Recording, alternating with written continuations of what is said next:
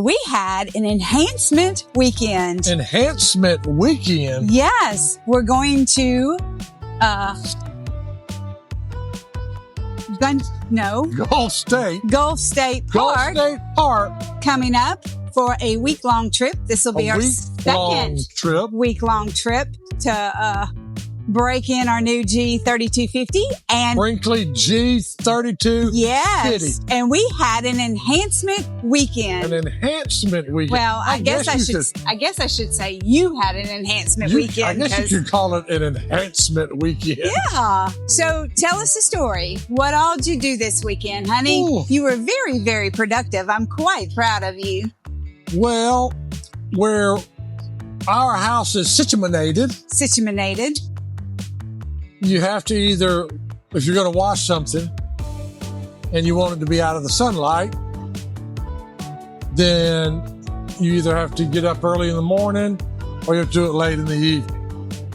So Saturday morning. What time? Got up about 5:30. Got out there.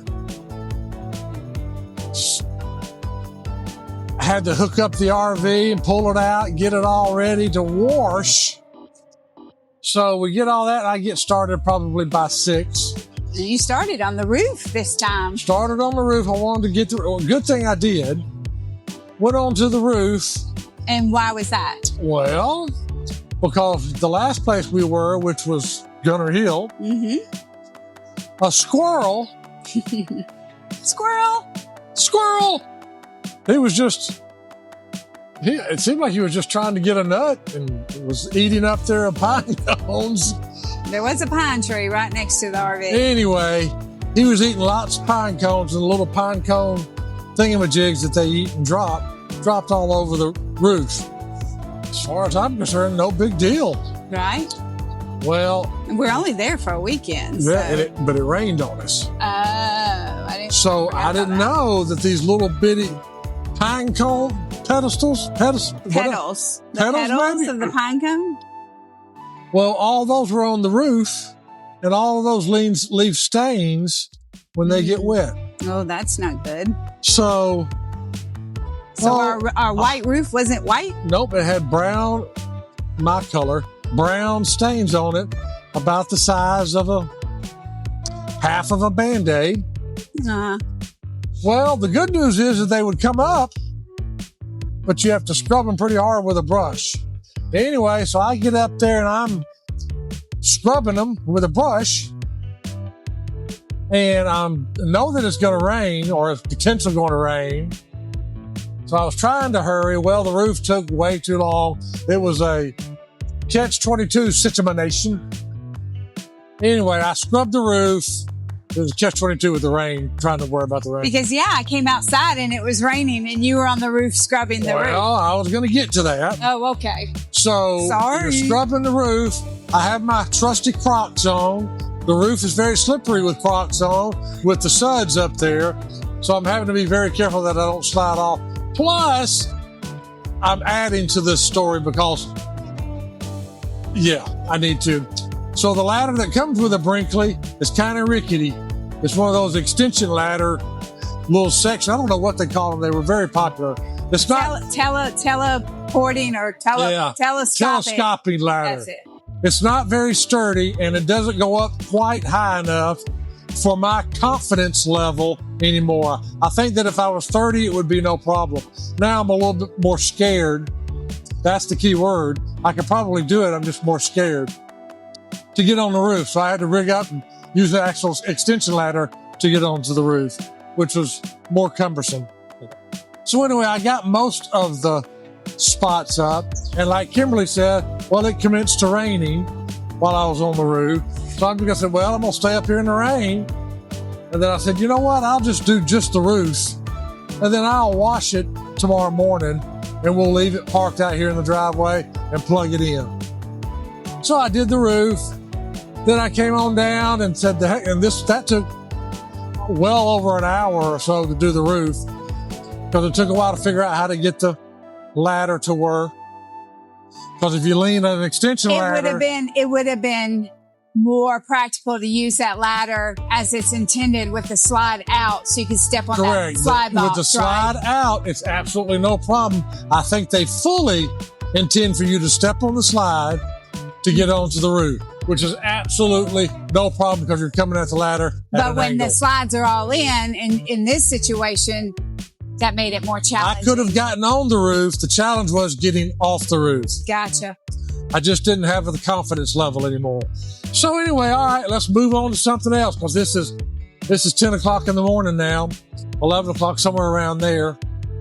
So And as a side note, since you left the rig in the driveway for the rest of the day and the next day, my little Amazon man had a little trouble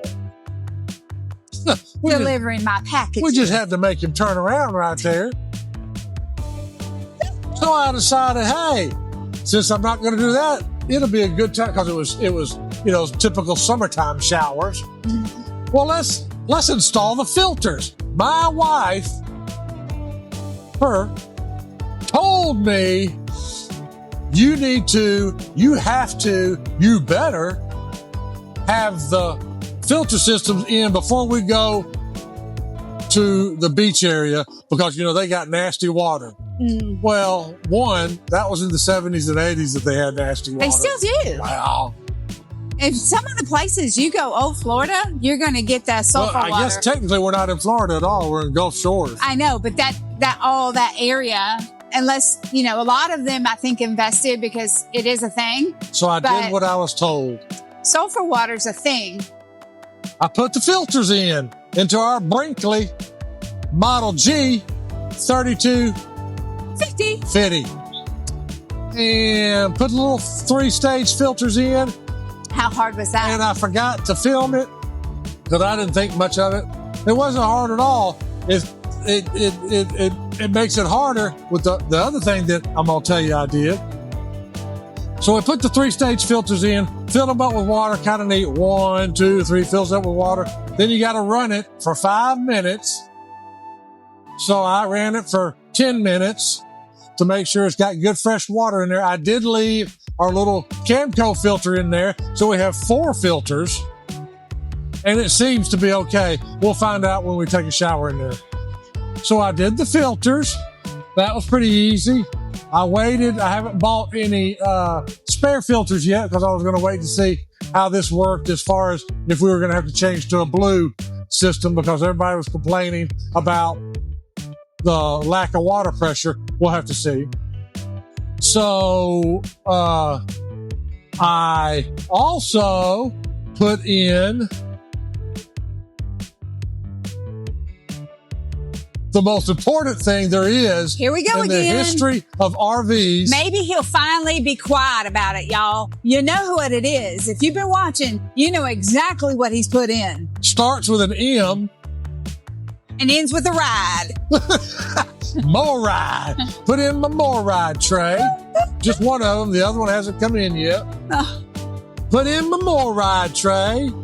It's a little bit smaller than I would like when you actually put it in its place, but you did film that, so that is coming. So that's nice. I like it.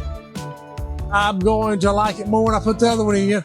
So having said that, putting in the MORryde tray affects your ability to get to the filters and to the plumbing because of the decorative or whatever you want to call it, the black carpeted wood that covers that stuff.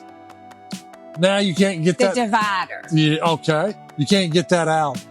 It's very hard. So I had to take it apart.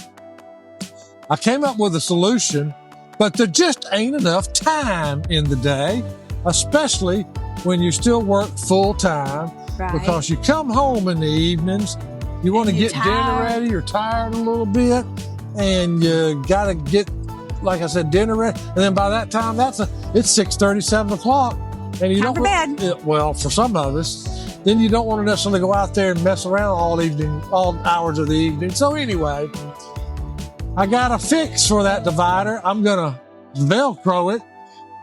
I'm going to make it, put hinges on it with Velcro. See how that's going to work where I can just take it off. And I think I'll try to film that. So then I got to hurry up, don't I? So then Sunday, we left it out all night. And then Sunday, I got up early again, about 5:15, somewhere around there. Didn't have to wait and move it. I was just able to go out there and commence to starting washing it immediately. So I washed the RV. That's one downside of having full body paint is it's tougher to wash than just the old black and white one. So I washed it. And I put a chemical on the rims and tires that worked marvelously. I have to tell you what that is. This Adams tire and wheel cleaner, I think. I bought it well over a year ago, never used it because you don't want to use it, I don't think, on chrome or something like that.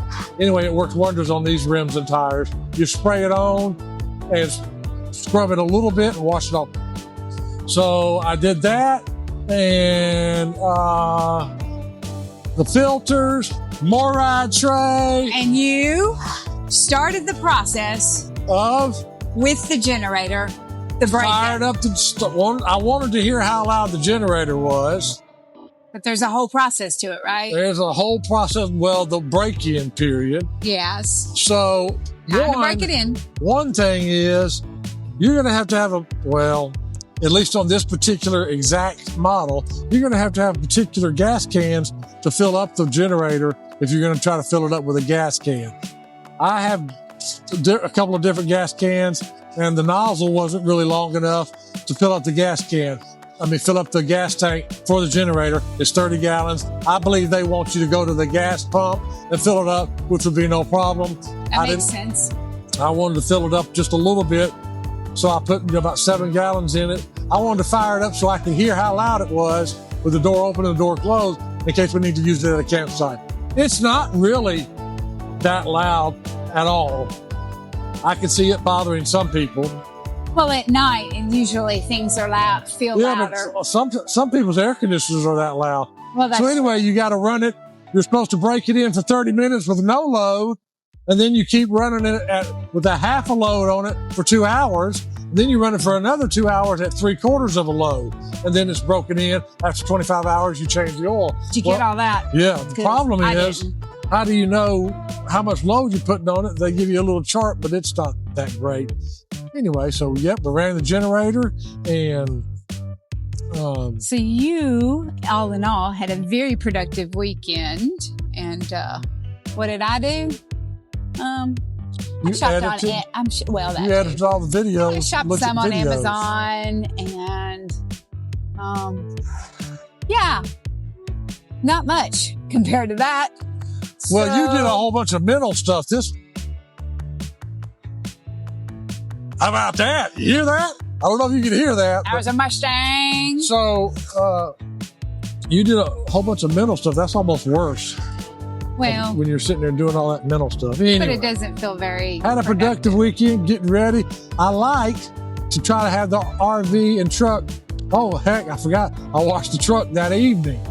The big truck. So. Yeah, you. So we try to have it clean before we go. And we guarantee ourselves, if we wash it, that it'll rain the day we leave. Well, that's just how it works. Or there's construction on the road, or there's always something, right? So anyway, that's what we did this past weekend. That is amazing. And I can't wait to see. Well, I guess I'll see. I guess I have seen the MORryde tray install finally after all this smack about it. So, and it's kind of organized. We'll have to finally get over that hump of talking about the MORryde tray. Thank you. And that'll be a good thing, right? Yep. So, round it out. Right. It has been another episode of On the Drive. I'm Kimberly, and this is Steve. You know, some people say that I'm the perfect husband. Self-proclaimed. Well, no. Some people do say that. Husband. Perfect husband. Yes. And we appreciate a like, a follow, comment anywhere you're on your device, wherever your comments are located. That was the wrong kind of We so appreciate you joining us, and we hope that you return. So until next time, as always, And goodbye. have a great day.